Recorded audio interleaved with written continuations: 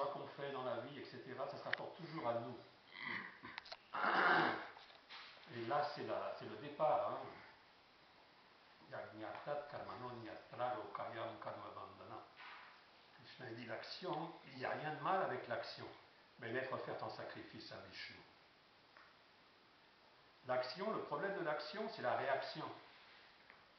Quand on agit automatiquement dans l'un ou l'autre des modes de la nature matérielle, ou purs ou mélangés, et automatiquement les réactions vont être de même nature.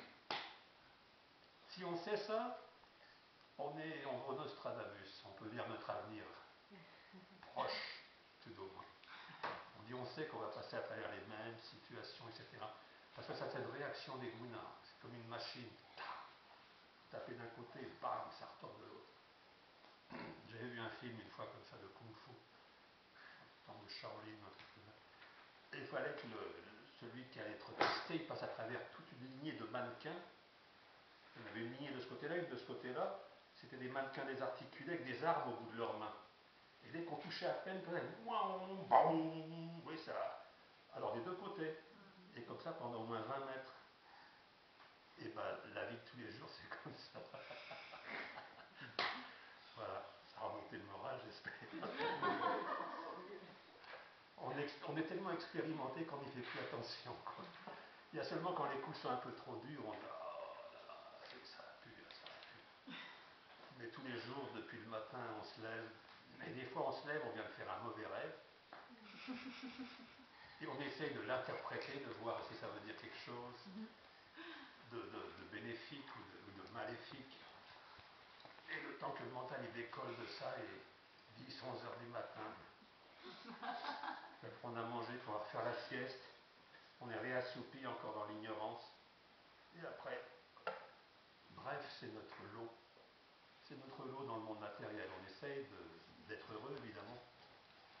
Tout le monde essaie d'être heureux. Et de garder le malheur à distance le plus possible. C'est-à-dire de solutionner les problèmes et de trouver des situations qui sont favorables. Le problème du monde matériel, c'est que c'est temporaire. Voilà. Que même si après beaucoup de travail, beaucoup d'efforts, je trouve une situation que enfin j'arrive à mon but, ça redescend. Comme le mythe de Sisyphe. Vous connaissez, non? Oui. Pas à l'école. Non. Le mythe de Sisyphe, c'était quelqu'un qui poussait une pierre. Il était condamné à pousser un rocher jusqu'en haut d'une montagne, d'une colline, à la rouler jusqu'en haut. Puis quand il arrivait en haut, il redescendait en bas. Il fallait qu'il redescende en bas, tout en sachant que je vais remonter la pierre en haut et que la pierre en haut va redescendre en bas, il faut que je redescende en bas, et que je remonte en bas, etc. Et c'est ça, ça représente en fait, le mythe de Sisyphe, ça représente un petit peu notre situation à tous, quoi. Hein?